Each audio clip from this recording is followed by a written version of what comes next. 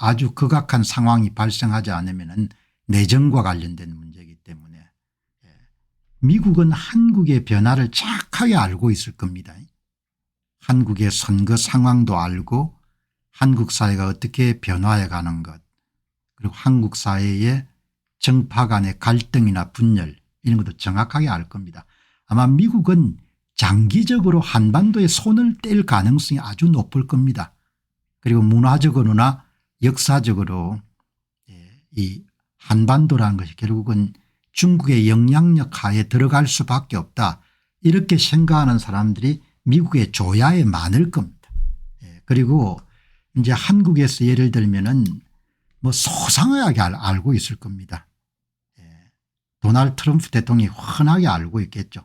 정보망을 통해서도 알고, 그다음에 도널드 트럼프 대통령의 장남되는 분이 한국과 여러분들 밀접하게 연관도 돼 있고, 또 한국 사회에서 선거 문제에 관심을 환기시키는 그런 일부 분들하고 연결도 많이 돼 있기 때문에 아마 사적인 통로를 통해서도 한국 상황을 정확하게 알고 있을 겁니다. 그럼 이제 미국이란 나라가 대한민국을 보호해야 되는 이유는 자유민주적 가치를 공유하기 때문에 미국이 여러분들 지상군을 주둔하고 그럴 필요가 있는 거죠. 그러나 이제 한국이 유사 민주주의 형태를 통해 가지고 사실상 선거가 무력화된 그런 나라가 되면은 가치를 공유할 수 없는 겁니다. 한미일이 공유하는 가치 가운데 굉장히 중요한 부분이 없어진 나라가 되는 거죠. 그럼 사실상 여러분들 한국을 보호해야 될 이유가 없는 겁니다. 동맹이라는 것은 가치 동맹이지 않습니까? 가치 동맹이 돼야 그다음에 군사 동맹이 되는 거니까 가치 동맹이 돼야 되는 거죠. 가치를 공유해서 혈맹이 되는 거지 않습니까? 그렇기 때문에 아무튼 간에 한국인들이 진정한 의미에서의 자유민주주의 체제를 유지하는 것이 대단히 중요한데, 뭐 그건 이제 한국 사람들 사이에서도 의견이 많이 갈라지니까. 자, 여기 이제 이 보시면은 이제 오늘 이 문제를 굉장히 비중 있게 다뤘네요. 조선일보가 사설의 톱뉴스로 언젠가 현실이 될 주한미군 감축 미리 대비해야 된다, 이런 제목을 뽑았네요. 언젠가 현실이 되겠죠. 이제 속도의 문제고, 도널드 트럼프 대통령이 물러나더라도 결국 한반도에 오랫동안 미군을 여러분들 주둔시키는 것이 저는 쉽지 않을 거다, 이렇게 보고, 특히 이제 좌파 성격의 정권이 등장하게 되면은 문 정권 내 봤던 것과 마찬가지로 미국하고 끊임없이 또 갈등을 일으킬 요지가 많죠. 왜냐하면 서로가 보는 방향이 한쪽은 좌측을 보고 한쪽은 우측을 보니까 서로가 여러분들 말이 잘 안 될 겁니다.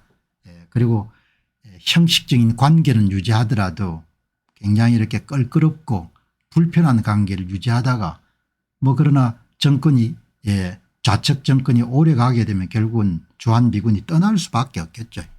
그렇게 여러분들 저는 예상을 합니다. 물론 예상이기 때문에 반드시 맞으라는 부분은 없지만, 그러나 조선일보의 사설의 이름 제목이 언젠가 현실이 될 주한미군 감축, 이 이야기인 거죠. 그러면 주한미군이 떠났을 때 한국인은 스스로 이런 대한민국을 지킬 수 있겠느냐, 그 문제는 굉장히 중요한 질문이지 않습니까? 나라를 지키려면 첫째는 권력이 정통성이 있어야 되고 국민들 다수가 지킬 만한 나라이다라고 생각해야 이런 나라를 지킬 수가 있는 거죠. 엄청난 군비를 지원했지만 결국 월남이 패망하지 않습니까? 패망을 하는데, 여기 보시면은 언젠가 현실이 될 주한미군 감축, 여기 이제 오늘 비교적 여러분 주한미군 상황을 알 수 있게끔 잘 썼네요. 이번에 이제 전투부대 4,500명을 감축을 하는 겁니다.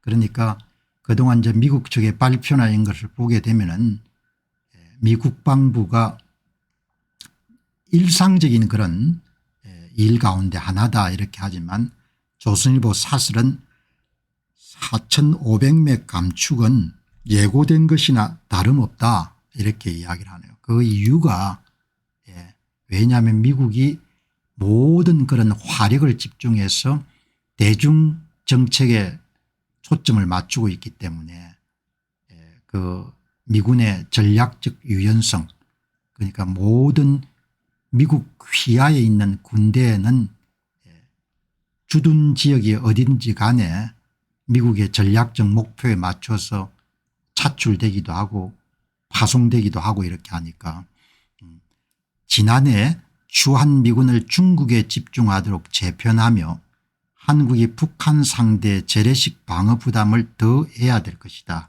이렇게 해서 4,500명 전투부대를 감축하는 그런 예고가 있었다 이렇게 해석을 하네요.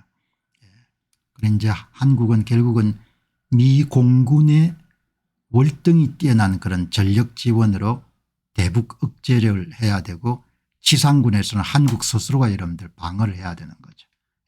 그러나 뭐 여러분은 어떻게 보셨는지 모르겠지만 이번에 계엄 상황에서 한국 군인들을 보고 한국 군대 상황을 보고 여러 가지 생각을 하신 분들이 굉장히 많았을 겁니다. 이렇게 여러분들 지금 정리를 하는데 여기 보시면은 현재 주한미군의 재래식 지상 화력은 그렇게 많지가 않고 4,500명이 철수하게 되면은 포병여단 한 3,000명 정도의 육군 전투부대만 존재를 하는 거죠. 그러니까 주한미군은 안보를 지키는 상징적 존재인데 미군의 필요에 따라 조정될 수 있지만 김정은과 트럼프의 협상 카드로 소비된다면 차원이 다른 문제다.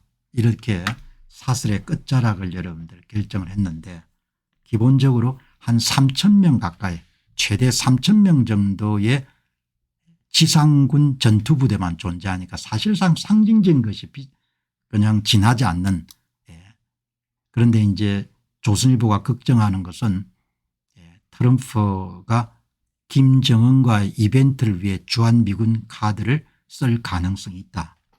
그렇게 이런 이야기를 하는 거죠. 그래서 이제 오늘 조금 더 살펴보니까 주한미군이 현재 이제 공식적으로 한 28,500명 정도가 평택에 주둔하네요. 많네요.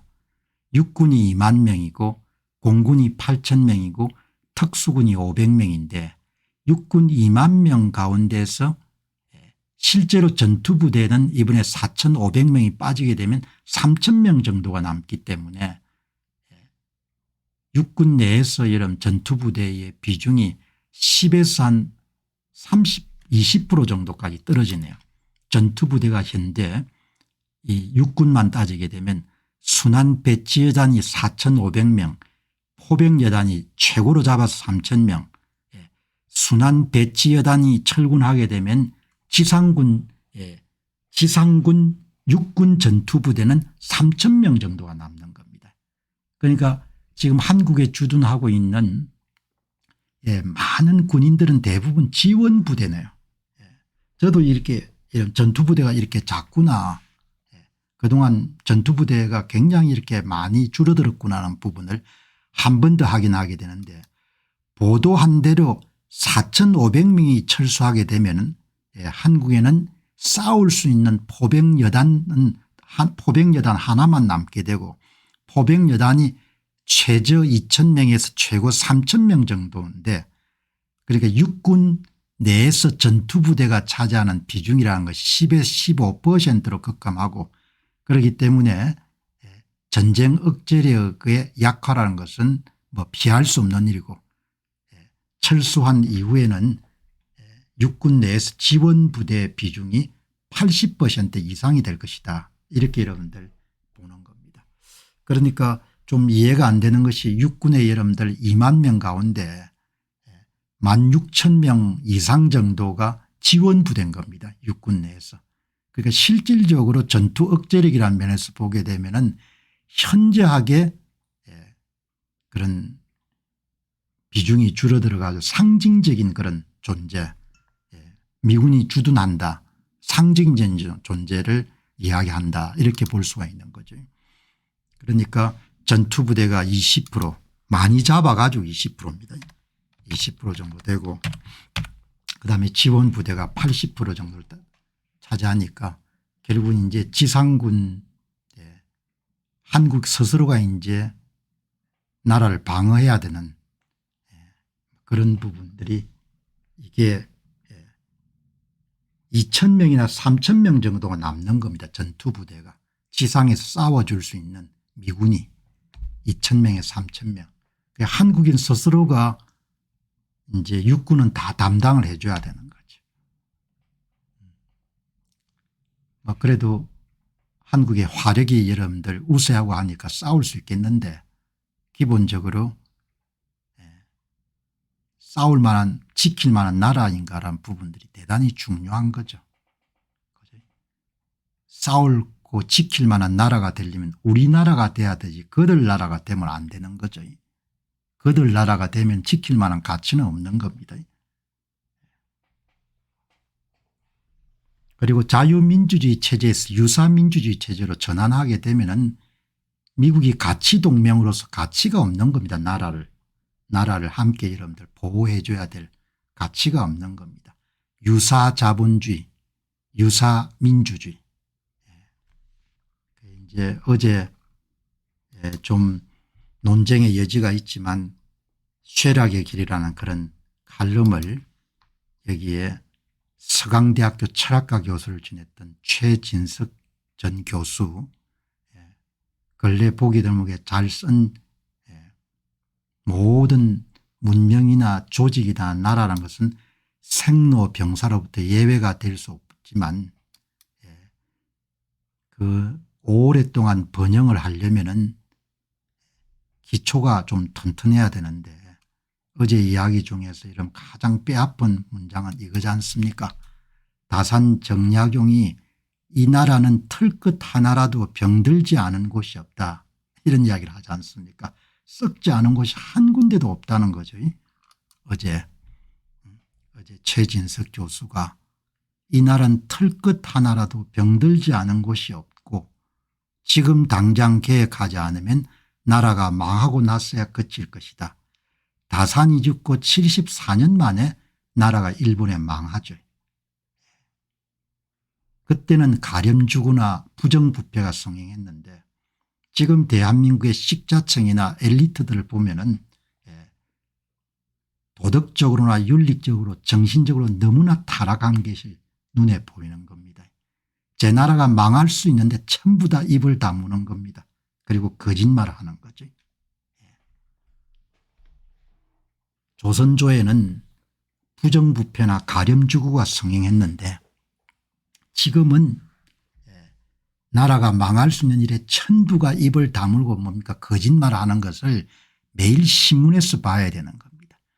그래서 다산 정약용의 이야기가 옛날 이야기처럼 여러분 그렇게 여겨지지 않은 겁니다. 이 나라는 털끝 하나라도 병들지 않는 곳이 없고 지금 당장 계획하지 않으면 나라가 망하고 났어야 그칠 것이다. 이렇게 여러분들 되는 거죠. 다른 문제는 다 다산 정약용이 여러분들 한 이야기가 한번 새겨볼 만한 그런 이야기인 겁니다. 저보다 훨씬 더 젊은 사람들이 훨씬 더 거짓말을 하고 그렇게 하는 걸 보면 내가 어제도 말씀드렸지만 이 나라가 장기적으로 독립을 유지할 수 있겠냐 이런 생각이 드는 겁니다. 나라 여러분들 그냥 대들보 나라 이름 허리나 여러분들 나라의 척추가 무너졌는데 전부가 다 거짓말하는 겁니다. 그런데 더 딱한 것은 식민 지배도 받아봤고 나라도 망해봤고 우열곡절까지 여기 왔는데 전부가 다 잊어버린 겁니다. 그런데 신기하지 않습니다. 대개 사람이 기억의 양이라는 것이 대개 10년 갑니다. 10년. 그래도 오랫동안 온 겁니다. 그동안. 대개 만각으로부터의 면죄부를 받을 수 있는 기간이 대개 10년 정도라고 그래요. 10년 정도 지나고 나면은 공동체 차원에서 굉장히 노력을 많이 해야 되는 겁니다. 과거를 잊지 않도록. 그래서 유대민족이 참 대단하다는 생각이 드는 겁니다. 지금 이스라엘 사람들 싸우는 걸 보게 되면 후손들에게 끊임없이 고난의 역사를 가리켰던 겁니다. 그러니까 10년 정도 지났는데 그래도 뭐 건국하고 나서 한 80년 정도 지켜왔으니까 지금은 이제 다 잊어버린 거죠. 자, 이렇게 여러분들 지금 정리를 하시면 좋을 것 같습니다. 자, 이제 국내 문제 여러분들 이 정도로 접하고 이제 오늘 유대인과 팔레스타인 문제를 한번 다뤄보도록 그렇게 하겠습니다. 참 이 유대인들은 수억 명의 여러분들 주로 이슬람을 믿는 중동 사람들의 이름 다 둘러싸여 가지고 나라를 지키는 거죠.